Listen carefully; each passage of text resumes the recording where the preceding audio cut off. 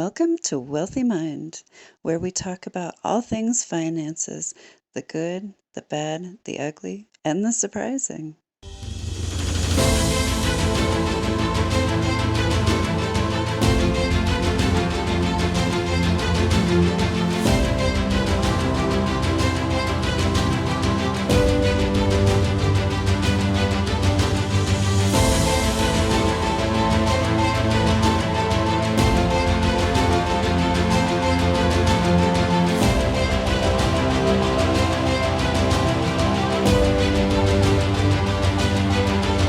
Hello and welcome to Wealthy Mind. I am your host, Misty Rose Gold, International Success Coach. And here at Wealthy Mind, we love to help you create and maintain a wealthy mind.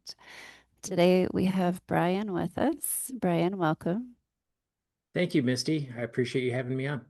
Yeah, it's great to have you, and I'm looking forward to our conversation today. It is not a common conversation that I have on the podcast, so it'll be fun. Excellent.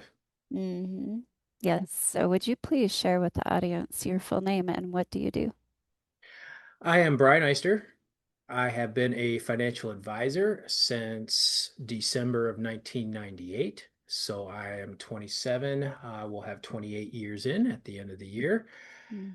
And since 2019, I have started to specialize and niche in the college planning, college funding market. Mm. And that was spurned by several events. I still have a robust financial advising practice where it's more general in nature. But what was happening, Misty, is that in the 2010s, many of my clients had children that were becoming high schoolers or a little bit older, getting ready to go to college. hmm And my clients were communicating and reaching out to me asking, holy, what are we going to do about paying for college? And Yeah. I said, relax, let's take a breath and let's talk about why we did what we did when we did it in terms of setting themselves up financially, in terms of hmm positioning to allow them to pay for school, alleviate that stress, but then also not freak out about not having that money for their own retirement. So that is how I created that phrase, how to pay for your Mm. kids' college and get a pay raise in retirement. How do you have both? Because all too Mhm. often when I meet with new families that are referred over to me, they're faced with this dilemma, pay for school or retirement. How do we do both? Yes, that is a juicy question. How do we pay for our kids' education and get a pay raise in retirement? So, uh, people listen up, business owners listen up.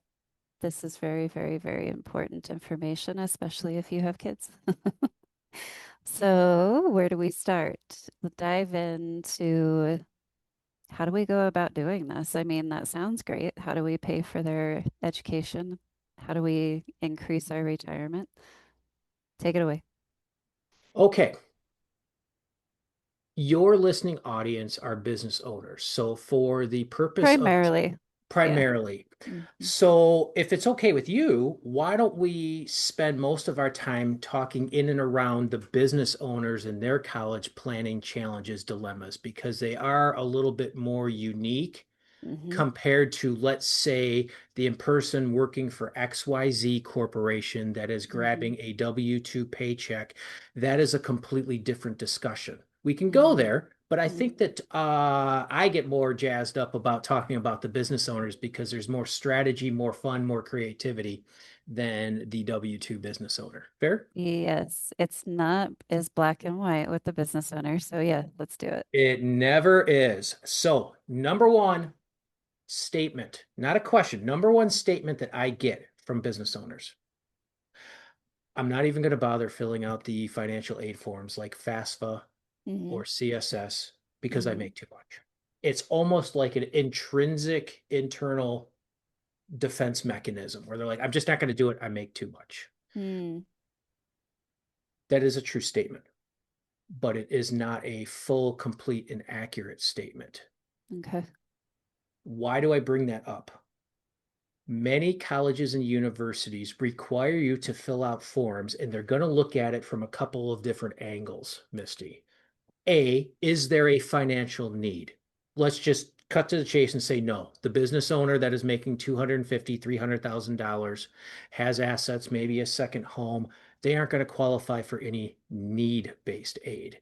Mm-hmm. However, there is a growing trend of more and more universities requiring these forms to be completed in order for the student to receive merit-based financial aid.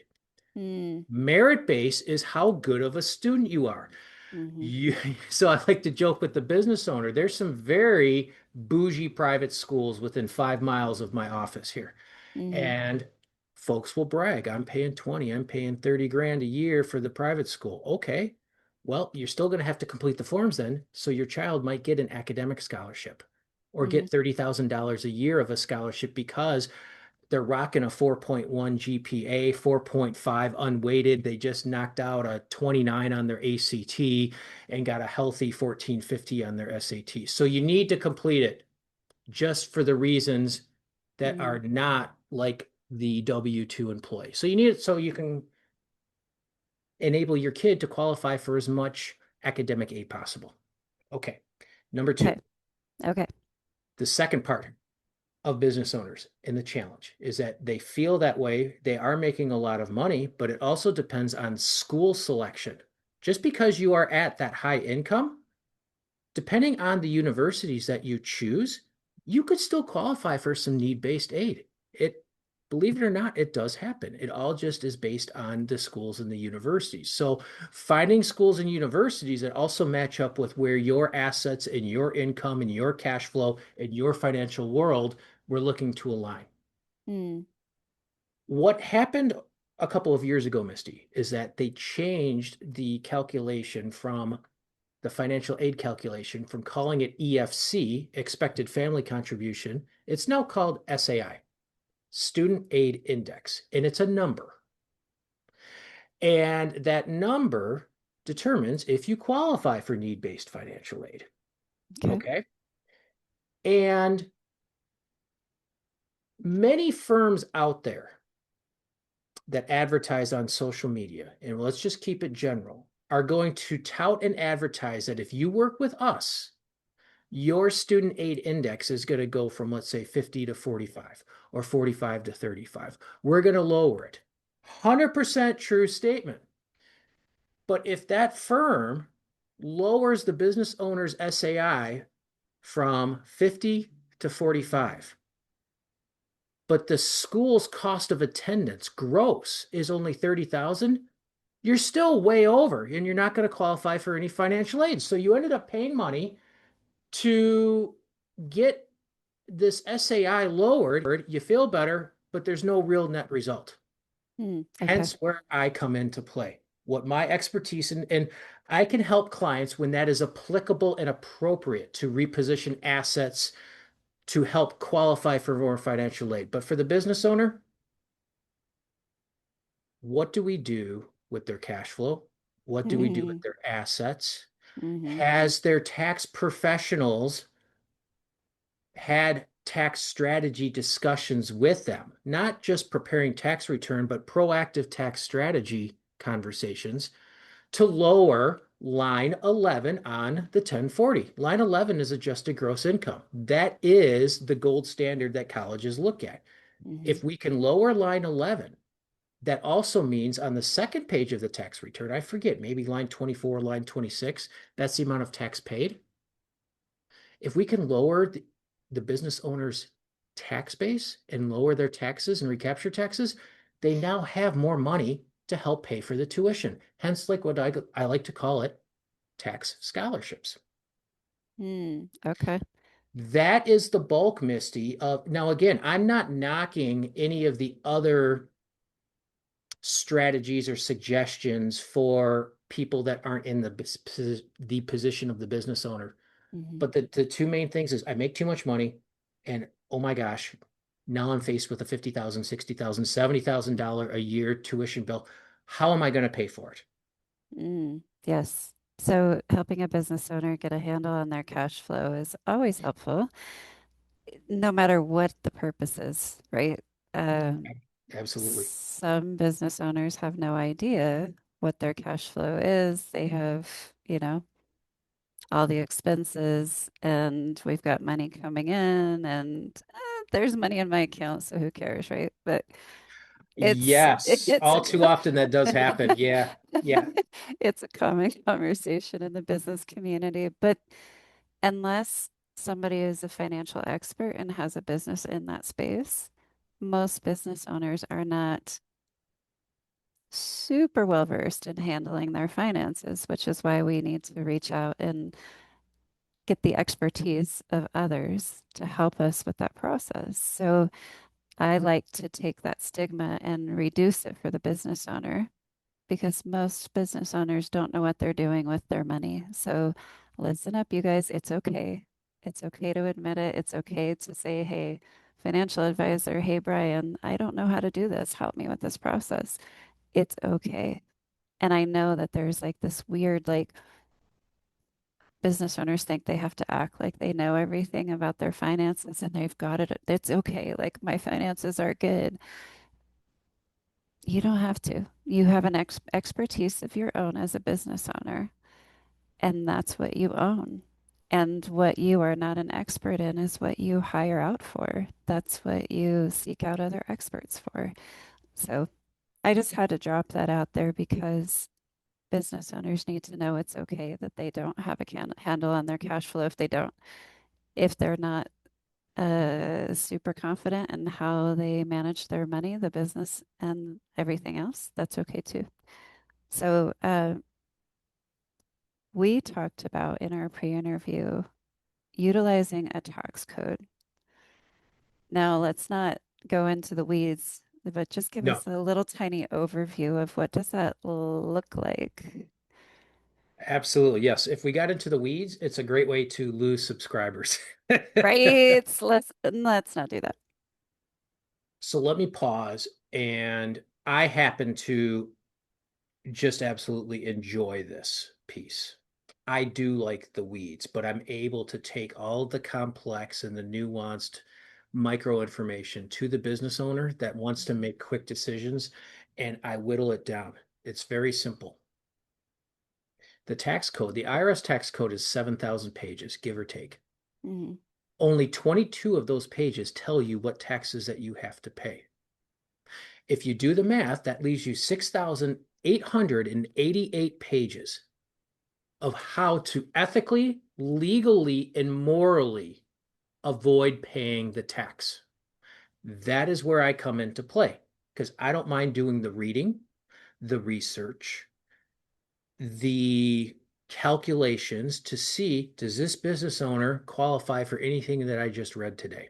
I have Mm. been blessed and fortunate to, in the college planning and some of the college specific designations I've acquired, I have been tutored and mentored by two fantastic CPAs. So I'm not, Misty, anything that I'm about to say, I'm not creating it. This is all vetted by CPAs. One gentleman is 71, 72. So Mhm. he's been in the business for well over 50 years. I just was like, wow, this is fantastic. Let me study under you to the point where I am actually going to enroll in the enrolled agent test preparation certification program Mhm. so I can talk a little bit more intelligently with other tax professionals about why this is important for their Mhm. clients. So the tax code has 100, I'm working on a little white paper, has about 153 strategies that business owners can implement to reduce their tax. And if we reduce the tax, that's more money that they can use to help pay for their child's education, hence Mm. tax scholarship. Without getting into specifics, because not Yes, knowing the business owner, exactly. I just wrote it down because this was finalized last Friday. I'm working with a couple, a business owner couple in the middle of Oklahoma. The child has been Mhm. accepted to 3 universities. I'm going to leave it very general, not to identify anything. Correct. One university that they were leaning towards was going to offer a fair amount of merit-based aid. So this is financial aid based on the child's academic prowess. Okay, good. We've been spending just about all of 2026 strategizing. Okay. Crumple it up, throw that all out into the trash can because now the child is bent on going to a different university. This is the 11th hour. Mm, Awards, offers, all of that have been put into motion for many, many months. yeah. The parents don't want to say no, but the parents are very hot, upset, and concerned, can we pay for it? Hmm. So, talking about the business owner's cash flow and the tax code, which are the first two acronyms of my grad process. So, I wrote it down here. We were ethically, legally, morally all vetted by their tax attorney and their CPA that what I brought to the table are valid and legit and they can incorporate it. We're able to free up $48,000 a year mm, that's a that they were significant amount. paying to, yes, they were paying it to the IRS. Now they freed it up. Mm, However, we aren't just going to write the check from the IRS to the government. We're going to put that money to use and build wealth with it. And we're going to use other people's money to pay for school. So if we're going to go to the trouble and the effort of working hard and looking at their cash flow and doing all of this, let's hold on to that capital that you were once going to just give away to the IRS. Let's hold mm. on to it ourselves and grow it. Yeah, So definitely. then, yes. So fun. So, That is a conversation that I have all day, every day, Misty, twice on Sunday. It's softball season here. It's a big passion of mine. I get a lot of parents and business owners coming up to me in right field wanting to pick my brain, which is cool. It's fun, but you know, when your daughter's on deck and we're down by three with runners in scoring position, there's more important things in my life than we'll talk about your college questions after the doubleheader. yeah, definitely. I am impressed that you have about 150 tax strategies that you could implement with business owners. So it gives options. Uh, There is. I like it very, very much. So how do we use other people's money to help fund the college for, or the kids' college? Perfect. I just want to use two examples. There's many more, but these two examples, Misty, they're pretty generic. I want to hold off from getting into the nuanced ones because I don't want your audience or listener to just be predispositioned to like, well, that's not what I heard. I'm not going to do it. So, what is other people's money? Other people's money is banks, lending institutions. What are common products offered? Loans. It could be a primary mortgage. It could be a home equity loan. It could be a line of credit. That's other people's money. Hmm. Why? Real estate is unique. It's an asset that goes up or down in value regardless of how you have your home financed. Hmm. Period. Your neighbor, Misty, could have paid cash for their property 20 Hmm. years ago. It's still going to go up in value based on your area, the school district, low crime, et cetera, et cetera. The neighbor on the other side of you may have just bought it last year and put the minimum amount down because they just don't have the money. They've gone through two divorces. Their business has been sued three times. They don't have two nickels to rub together, but they came up with the down payment. Both of those properties are going to appreciate the same way. Hmm. So that is a concept known as borrowing against an asset. The underlying piece, the underlying asset class, I should say, is the real estate. And you're borrowing against it, not from it. You could also have cash on hand or an investment account. Let's just keep it general.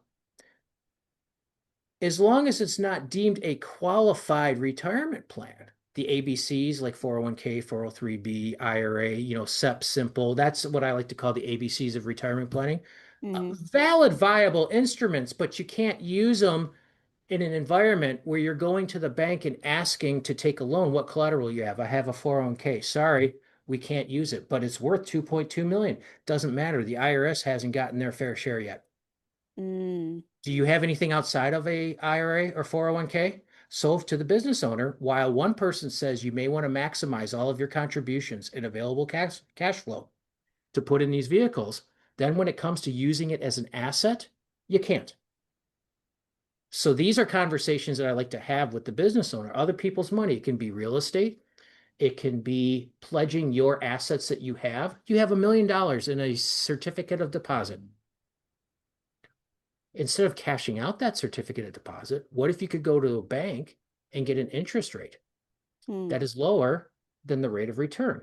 That's interest rate arbitrage. There's many other reasons why you'd want to go to the bank. There's certain provisions within the tax code that allow you to write off the home equity loan.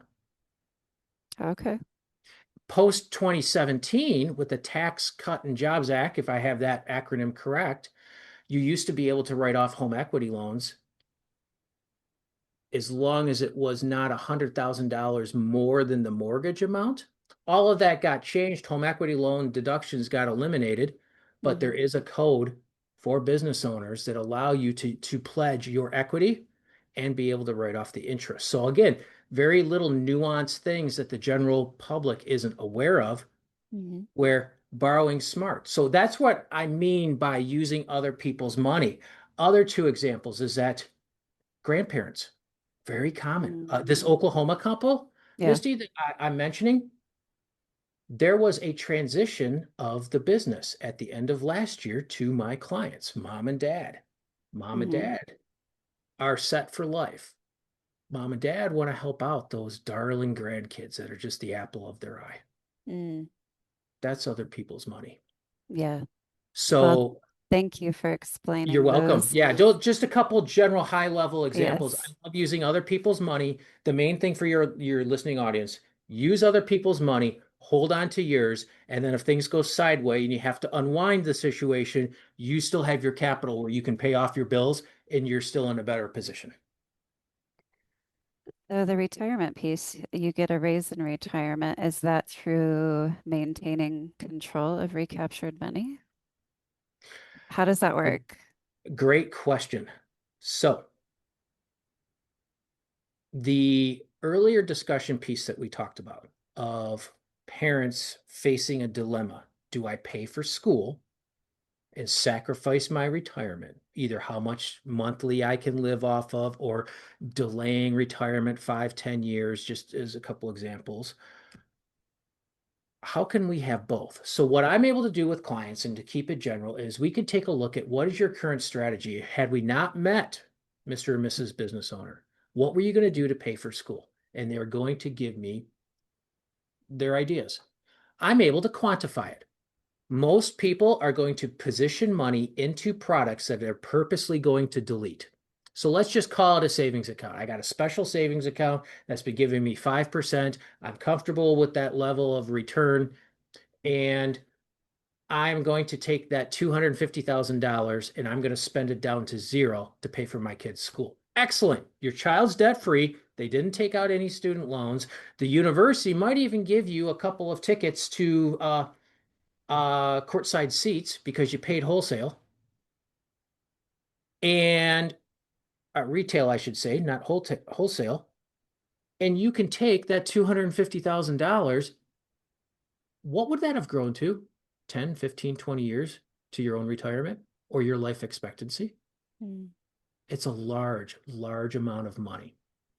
And it's not the money or the pot, but it's what that money would have generated on a monthly basis. And it's not unusual, Misty, for business owners as well as W-2 employees, for the first time in their world, they're chatting with someone that is able to quantify how much lost retirement income is happening by them spending their own money to pay for school. So we quantify it. Some people, believe it or not, they're like, it's okay. I got the money. It doesn't matter. I got money to burn. And you know what? We're just not a good fit, and that's okay. But I can't help everyone. But there's a lot of people that start to get visibly upset. How come no one's talked to me about this? How come my professionals haven't brought this up? Da, da, da, da, da. Easy, easy. They just haven't been trained to look at it from a different lens, a different viewpoint. I'm not here to replace or bash any of them. They just haven't had a chance to look at it through a different filter. So Yeah. here's how we can use your professionals that you already have, and here's what I do.